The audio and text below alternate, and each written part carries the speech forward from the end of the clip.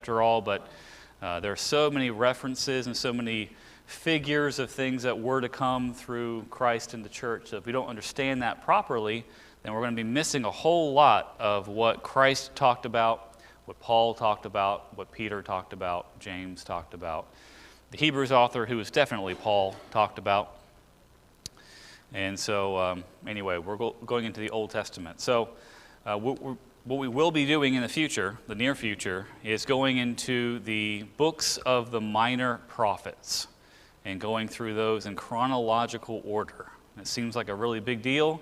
It's really not that big of a deal. They are short books. We can get through probably one, maybe a half of one in some cases, in 1 week. And so what I'll be doing is giving you some information about where this author was writing from, when it was approximately written, to whom it was written, and then going through the actual text, the meat of it, because a lot of it is very, very important for a proper understanding of the New Testament. For example, the book of Joel is quoted a whole lot by Peter in the book of Acts, talking about the coming of the kingdom. In the latter days, these things shall come to pass.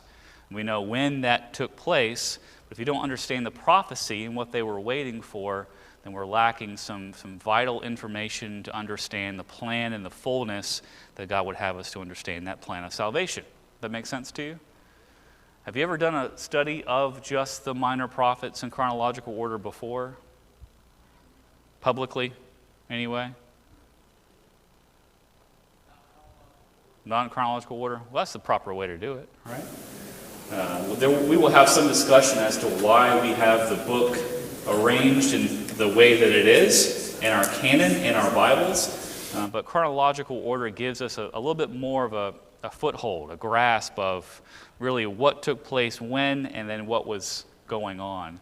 Along with that, we will, of course, be talking about the major prophets. Just real quick, what is the difference between a major and a minor prophet?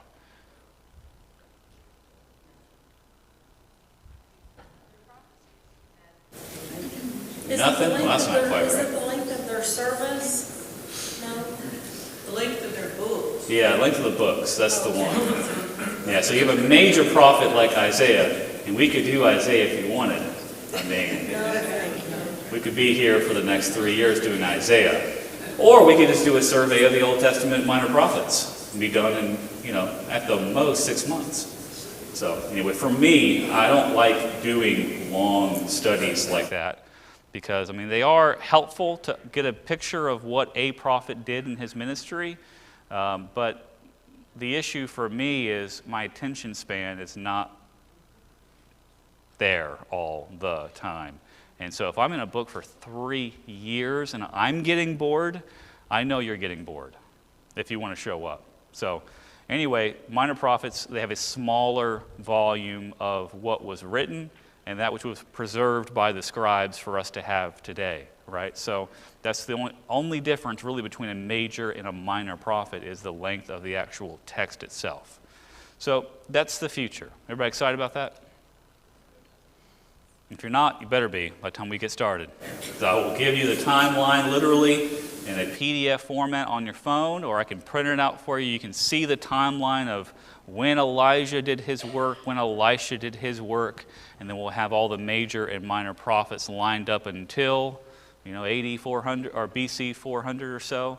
That's Malachi, and then we will talk about what was going on in their world politically, which kind of influenced what they had to say.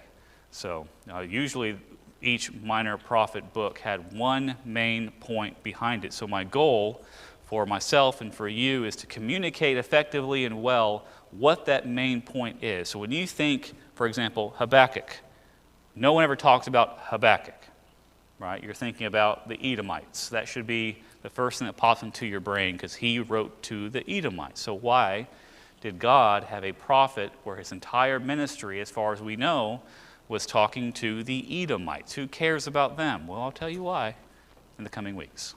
Okay, that's the idea. First one is Jonah, by the way, chronologically. So if you don't know Jonah that well, then we will uncover Jonah. If you know it really well already, then you're already prepared. How about that?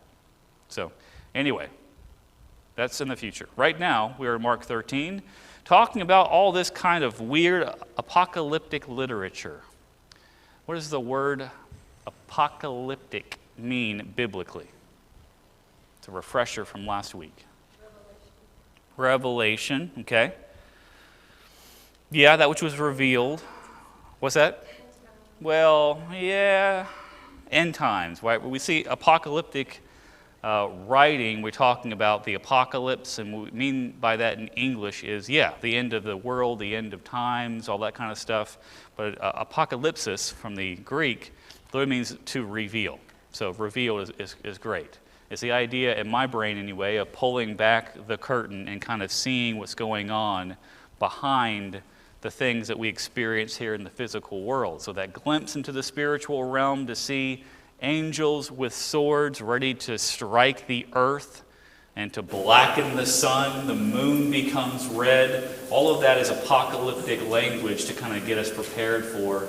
It's going to be a very trying time of tribulation, and the point behind that tribulation is really why it was written. So we talked about Mark 13. I think we got to basically verse 24. Is that about right? Yeah? All right. So Mark 13:24. But in those days, there's that transition from the former days to now these different days. The sun will be darkened, the moon will not give its light, and the stars will be falling from heaven, and the powers in the heavens will be shaken. So let's pause right there. There's a tribulation talked about in verse 24, so that's kind of giving us an idea of what we're talking about here in the immediate context.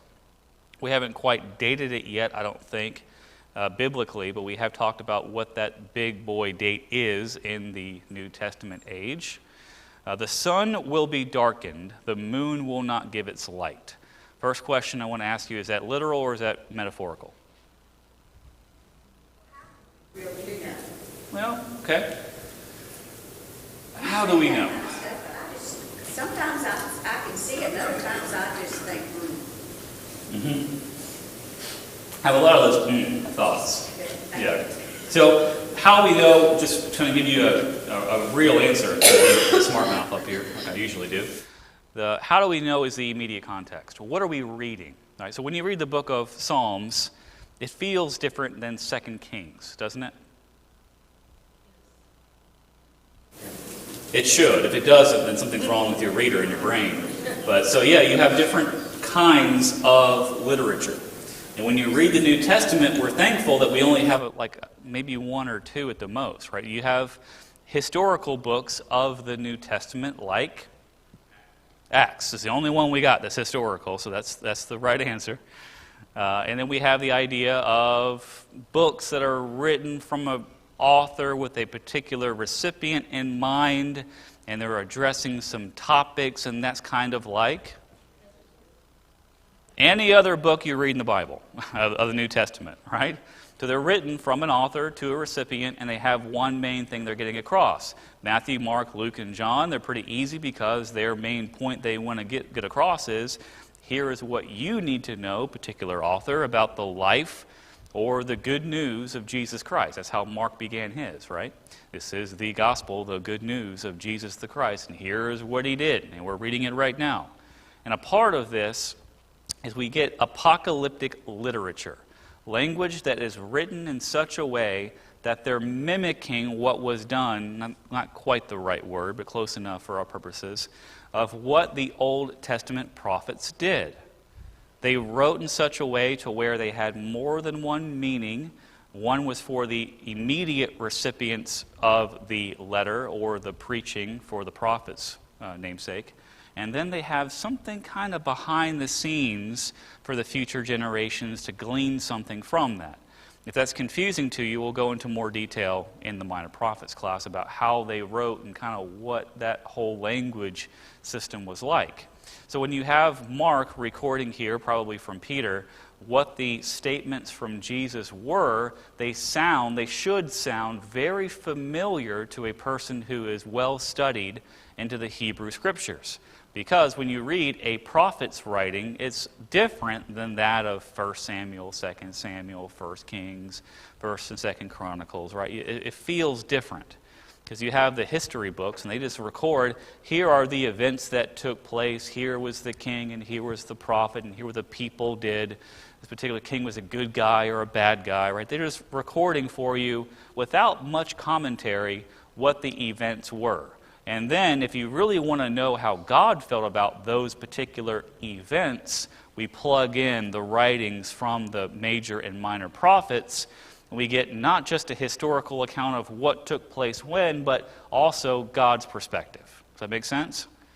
So when you read the history books, you then have to plug in the prophets' writings to figure out some more detail, the more depth of not just what took place when, which is good to know historically, but also what God's thoughts were. Okay?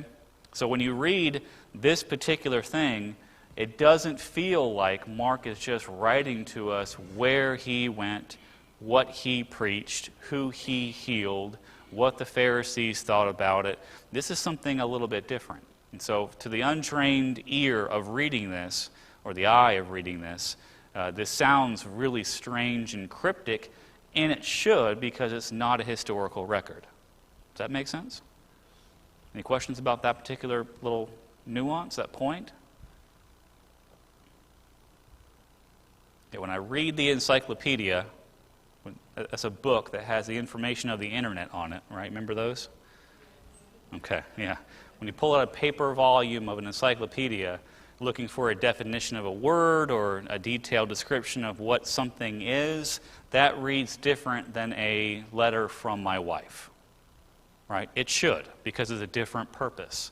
Same kind of thing here. This feels weird to us because it's not just Mark saying, here is what Jesus did. He's now giving us some insight into something a little bit special. So, the sun will be darkened, the moon will not give its light, the stars will be falling from heaven, and the powers in the heavens will be shaken.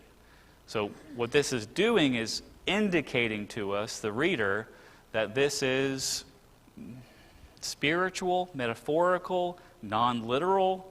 It's the idea that the spiritual realm will be shaken by this particular event. We know it's the spiritual realm because you have the sun and the moon not doing what God designed it to do. So it's not literal in the sense that it's taking place here on earth, though that does happen from time to time. But the stars falling from heaven, that's a big clue to us. So this is a whole other conversation that we can get into when I know a little bit more about it. But the idea of the stars falling from heaven, maybe even falling from heaven to earth, that's a huge clue we're talking about heavenly beings. Angels, we might say, messengers from God, either losing their place, losing their power, losing their authority that God gave them originally, or at least they're being restructured, we might say. Okay?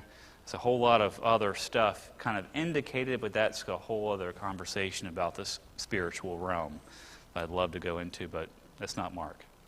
Okay, the powers in the heavens, talking about the idea of those angels placed in authority over a particular area or way to serve God or what their mission was that God gave them, will be shaken, it will be disrupted. So this is going to be a big event we're talking about here, whatever it is, and it's kind of given to us in this language of the prophets. And then they will see. Who's the they? In the immediate context? Anyone want to venture a guess? Face the wrath of my sarcasm? You're all learning. All right. No, just guess. That's okay. You can be wrong.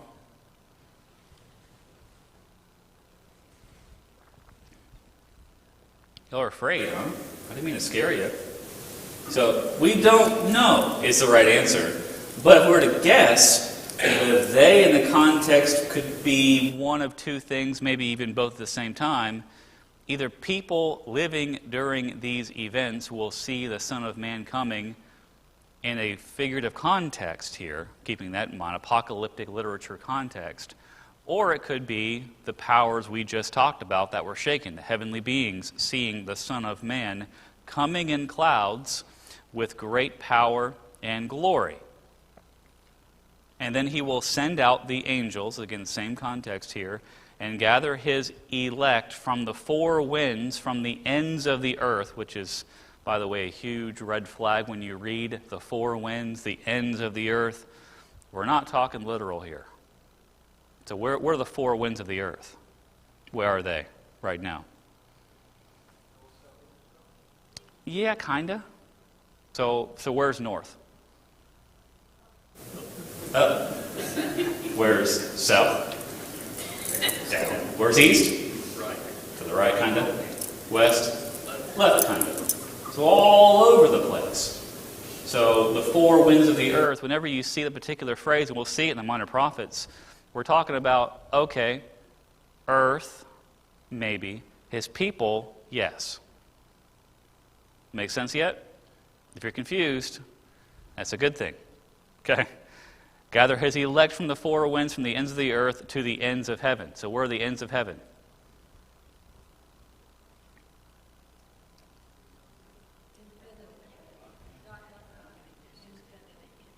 Yeah.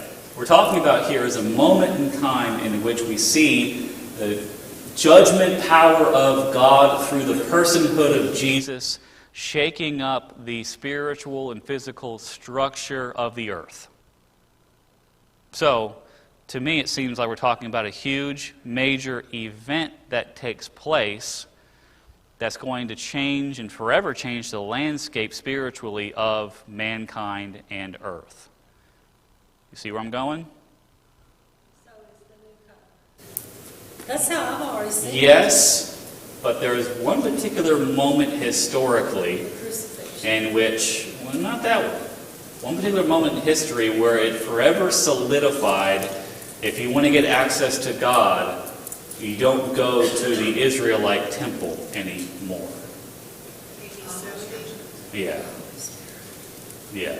So, after AD 70, and you were a Jewish person, and you wanted to access God, where'd you have to go? To the priest. Oh, they were kind of killed, so that's a problem. Oh, Yeah. to the mount. What's that? To the mount. To the mount? Yeah. The mount where? Whichever one they liked. Whatever one they liked at the time, yeah.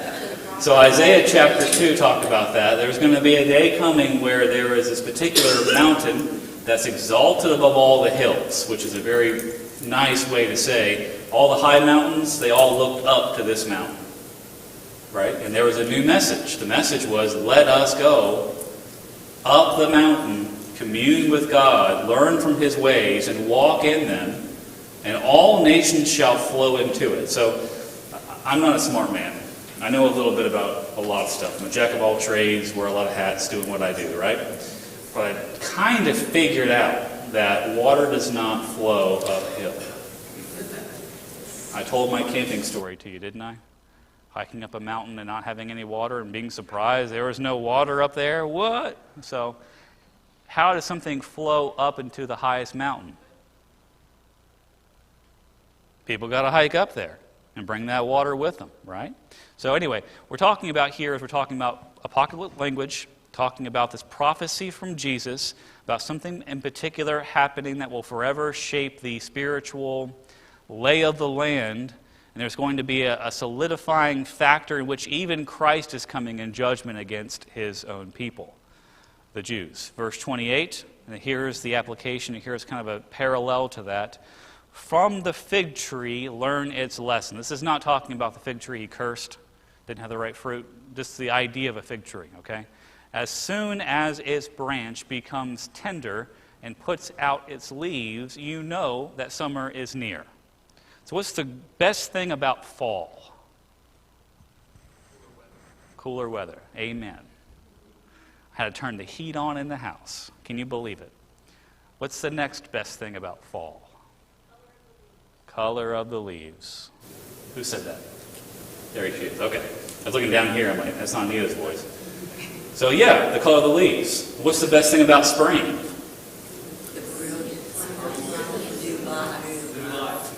New life. Everything that was dead, it seems, in winter comes back to life. You have the green leaves coming back, shows forth that something is coming, right? Summer is here. with all the pollen that you can handle, it's coming, right? You know that summer is near, verse 29. So also when you see these things taking place, you know that he is near at the very gates. Who's the he in this context?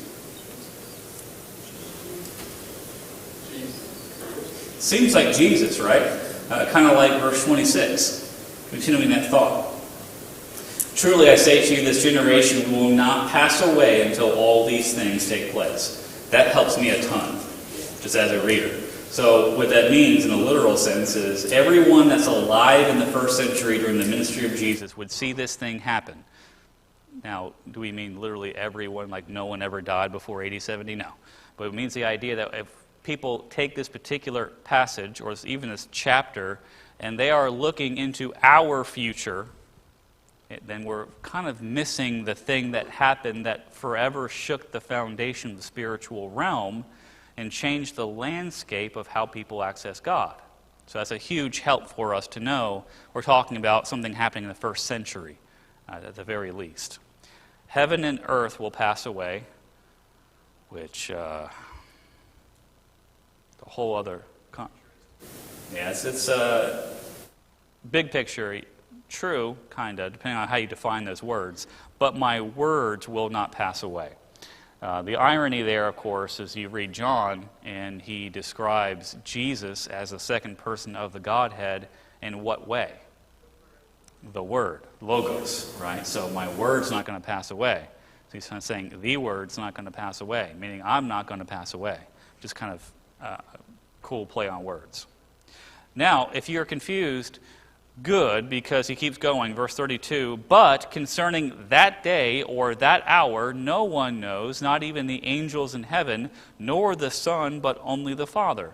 Seems like we shifted gears a little bit because we concluded our thoughts about when those things were taking place and they were going to happen in that generation, but now we're talking about a thing that's happening where no one knows when it's going to take place, not even Jesus, which opens a can of worms for us. I don't know who canned worms in the first place, but it's not a good idea, is it? So you open the can of worms, okay, so how does God know stuff, but Jesus doesn't if Jesus is God? Well, there he is.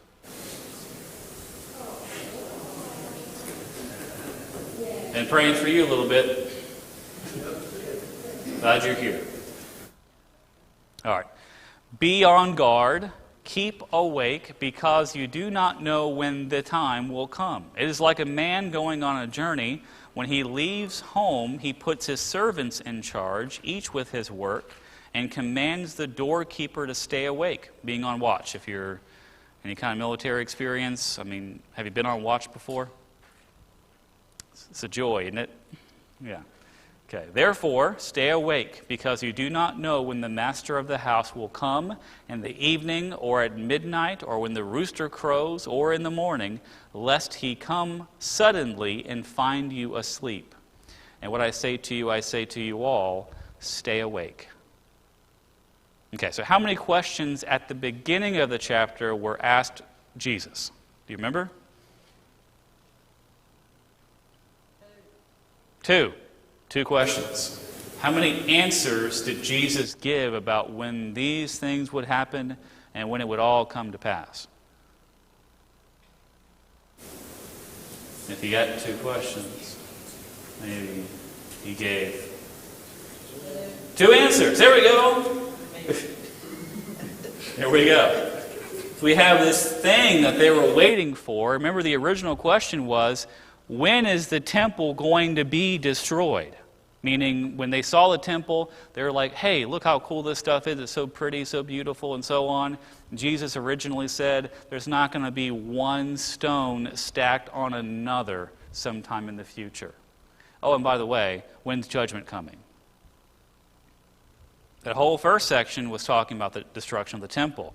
Now this thing that only the Father knows, not even the Son knew at that time, and we have to therefore be prepared and stay awake and stay vigilant because the Master is coming in an hour we don't expect him. It's a whole different context. Yeah, that's Judgment Day. There we go. Make sure we're clear on this. If you go to Matthew, that helps a whole lot in Matthew because he had the exact same thing taking place with a little bit more detail, because if you haven't caught it yet, Mark is not too concerned about this. He's trying to get it out there. Now, ironically, what's the approximate date of writing of Mark?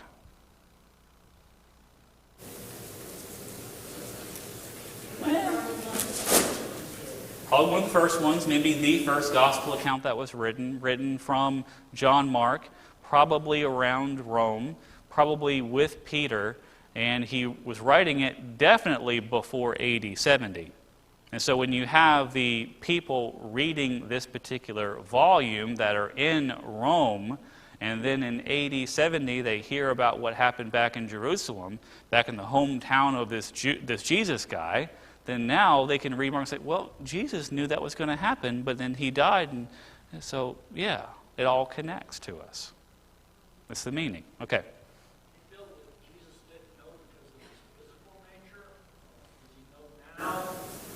Does Jesus know when he's coming back for Judgment Day?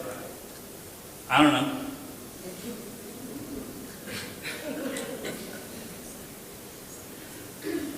Talk about a thing that has puzzled us, scholars, for ever. How is Jesus God in a body? How does he live like we lived, but also still be deity? How does that work? There's a bunch of different theories out there. I don't know how in the world you could prove it. You could have a pretty strong idea of what you think, but I mean, for me, I'm not prideful enough to say I know things that I don't know that I can know, and so I don't know. So, questions, comments? That's the end of so-called chapter 13. Keeping in mind here, chapters and verses were not a thing back in the day, and so you just got what you got. And if they were unsealed letters, they were all capital, there was no spaces, and you got to figure out what words are words and which words are not words when they're connected. So, questions, comments? Now that we're all thoroughly confused, chapter 14, verse 1. It was now 2 days before Passover. Okay, back to our original idea of what Mark likes to do. Before the Passover and the Feast of the Unleavened Bread. So, what is the Passover? You probably know what that is before we talk about it. Okay, the liberation? So he said? Passover, where The angel of death. first sons were killed, and all the Egyptians lost their first sons, and those that followed the ritual of putting lamb's blood over the doorway, their sons were not killed. Right. Angel of death, whoever said that, was coming around, killing all the firstborn. If you want to be skipped, you kill the Passover lamb, which is the thing, and then you take the blood, put it around the doorpost and on the lintels and so on, and then there's a particular way you are to prepare the house or the room. You have to sweep out all the what? Leaven, which is what? Yeast. Okay, so you're making bread. You don't have time for it to rise. You're trying to get out of Egypt because that's the whole point. And so you are ready to go. Things are packed. Shoes are on. Sandals are on. You are ready to go, right? And so that's the Passover. And they were to remember the Passover by having a particular meal every single year. And then you have the Feast of Unleavened Bread. Connected to it, directly after the Passover, you weren't to eat leavened bread for a certain period of time. I think it's 14 days. Is that right? I don't know, but 14 days sounds about right. If I'm wrong, let me know. I'm sure Bev will.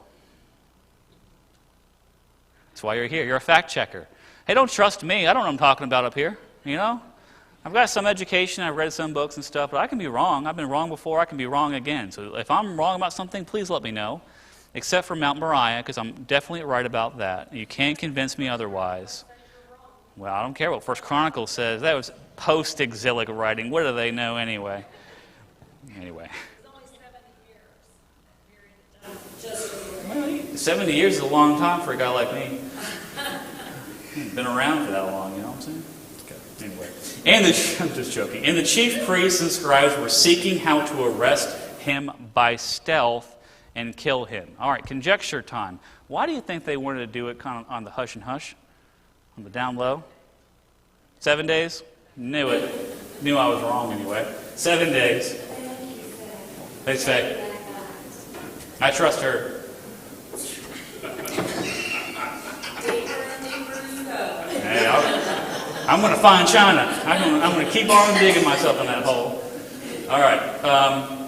So why do they want to arrest Jesus and kill him by stealth or on the down low? Right. Right. The people would go against. Well, yeah, you got this guy walking around talking about how bad the Pharisees are, which is, news to some people's ears, and then correcting them about the Scriptures, where he was not educated in the same way that they were. And then the people loved him because he's healing them. He's getting rid of demons. He's healing people that have illnesses and diseases. So the people like him. They were afraid to kill John the Baptist. I mean, not they, but the people were, Herod was, afraid to kill John the Baptist because he was like too. So kill him, verse 2, because they said, not during the feast, lest there be an uproar from the people. So you have this whole thing like, looking for the right opportunity. If only there were someone on the inside to help us. Weird. Verse 3, and while he was at Bethany, in the house of Simon the leper, which is a little bit confusing about what house he was in because you got some different stuff talked about later in the different gospel accounts, who also lived in Bethany. Lazarus, he's got two sisters, Mary and Martha, or Martha, right? Not Marcia. The house of Simon the leper, and he was reclining at table, as you do back in the day. A woman came with an alabaster flask of ointment of pure nard. We all know what that is. Very costly, and she broke the flask and poured it over his head. Now, does your spidey sense go off when you read this particular verse? Yeah? Why? Yeah. So who is the person who had the same kind of deal going on, but then would wipe and wash his feet? Mary. She did. Is Mary named here in this context? Is it the same situation or a very, very similar one? We don't know. You're right, Bev. I don't know. Now, the issue, of course, is we like things to be nice and neat and tied up with a little bow and just given to us, like the parables when he explains them. We like that a whole lot because we know exactly what they mean because Jesus said so, and that's the end of it. When you've got Mark writing this, it's different than Luke and Matthew writing it, and they are named there, the people that do these events, for example, and even why they were done. But here in Mark, it doesn't seem to be a huge or major concern for his readers to know the details included in Matthew and Luke. Now, do we know why? Not really. Can we make an educated guess? We sure can. Does it really matter? To me, not a whole lot. Same kind of deal. So here's the real meaning of it. Verse 4, there were some who said to themselves indignantly, why was the ointment wasted like that? Now, we know from other gospel accounts who the main voice of that concern was. Judas, who was the treasurer, worst guy apparently to put in charge of the money because he liked to steal from it. But he was like, man, I could have had that. If I just sold it, I could have gotten a lot of money for it. Verse 5, because this ointment could have been sold for more than 300 denarii and given to the poor. And Judas numbered himself among that lot, it seemed. And they scolded her. It just seems like, for us, such a foreign thing. You got Jesus here, a woman doing a nice thing to anoint him, which he is the Messiah or the Christ. That means what? Anointed one. I mean, it's just kind of like layer upon layer here of just irony. And then they're like, we could have sold that for $300 and give to the poor people like us. And they're scolding her in front of him. And then verse 6, Jesus said, leave her alone. Why do you trouble her? She's done a beautiful thing to me. Because you always have the poor with you, and whenever you want, you can do good for them, but you will not always have me. Now, I don't know if this is meant to comfort us, but I get a little bit of comfort from hearing Jesus say that. I'm not quite sure why, but for Jesus to say, you always have the poor with you, you can help them whenever you want. I mean, I guess for me it just kind of makes me realize that the condition of the world that we live in today is really, big picture, not that different than the world that he lived in the first century. There were really, really, really, really, really wealthy people that had power, and then you had like everybody else, and then you had the fringes of folks that weren't doing so well. In our world today, we've got a lot of information, a lot of video, a lot of photos, a lot of information about how the structure of this world is, and it's basically the same thing. I mean, maybe it's amplified by how much wealth we have in technology and so on, but generally speaking, are we going to have poor people that we can help? Always, it seems. So that's not the real point. We can do good stuff. We should, by the way, but when we are, but that's kind of one thing. But the point was, at the end of verse 7, you will not always have me. And then I love verse 8. I mean, I could just camp here and then just bring all the energy I can from the beginning of verse 8. She has done what she could. Which, chasing a rabbit now, is all Jesus ever expects from any one of us. Do what you can. Right? How can we apply that little lesson?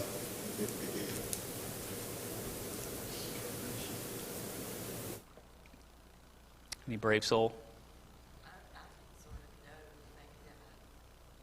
know your limits, and not feel guilty all the time because you're not doing everything. Yep. I know people that do a ton of great work, and I believe from the right motivation, out of love. And then they just beat themselves up so much about what else they could have done. But they really couldn't have. You know? Do what you can. I mean, God's not going to put a limit or an expectation on you to do more than you're capable of doing. That's not what a loving father does. Right? Am I upset that Maddie and Luke can't yet tie their shoes? Have I taught them how to tie their shoes? No, I haven't. So why am I going to get mad if Maddie says, I can't tie my shoes? Well, I haven't taught you yet. Of course you can't tie your shoes. Right? So the idea of a loving father looking at us and we just feel so bad about ourselves all the time, maybe occasionally, then, you know, it's okay.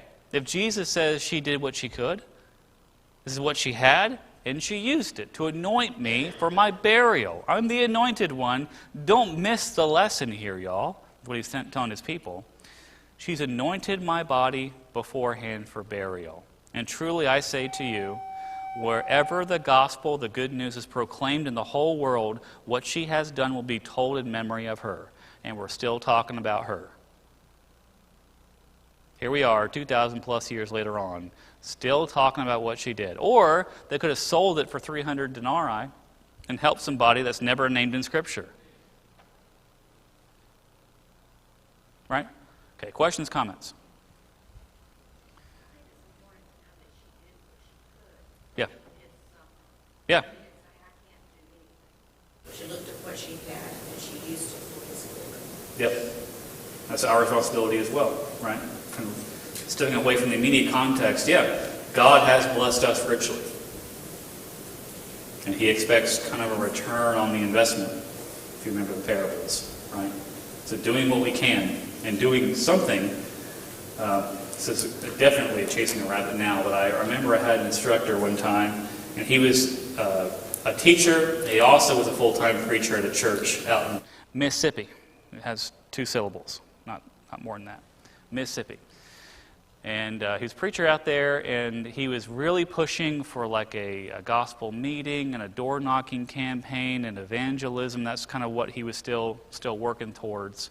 And he had a cantankerous older member who walked over to him after he had these plans made up of what he wanted to do to try to reach out into the community. And the member just had a bunch of complaints about his plan, about what he wanted to do. And just a lot of criticism about, we're trying something here, and you can get behind us and help us, or you can kind of get out of the way, was the overall message. And I think the response was a bit it was so quick. This is the teacher that would do it. He said, well, I really like the way I'm trying to do it more than the way you're not doing anything. Now, he had tenure. He was preaching there for like 30 years, so you can get away with that kind of statement. I wouldn't try that here.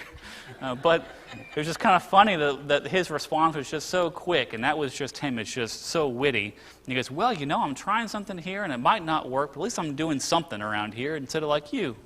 And then just moved on. It's like, okay. Nothing, because he knew it was true. Seemed like. Mary.